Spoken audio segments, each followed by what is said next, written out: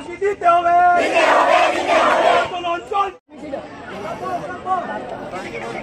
সবার আগে আমার আর্জি আপনারা যে কোনো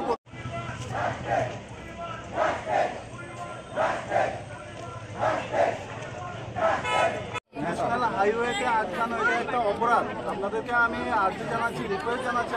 পানিসাগরে বিগত পরশুদিন যে ঘটনা ঘটেছিল আমরা শুনতে পেরেছি, দুইজন যুবক এই নাবালিকাকে রাস্তা থেকে তুলে নিয়ে এসে রাস্তায় দর্শন করলো। কিন্তু আমরা এইভাবে অনেক দর্শন আমরা দেখেছি, এই শাস্তি কোনোভাবে হয় না। এই দোষীদের আমরা ফাঁসি চাই। যদি এই সমস্ত দোষীদের যদি ফাঁসি হতো, 2-4টা ফাঁসি হলে তাহলে কিন্তু এই সমস্ত দোষীরা হুঁশিয়ার থাকতেন আমাদের মা বোনদের রিলেটেড। আপনারা যে রিলেশনে এসছেন, সবাই অ্যাসেম্বল হয়েছেন, আপনাদেরকে যে কোনো কোশ্চেনের আনসার আমি দেব।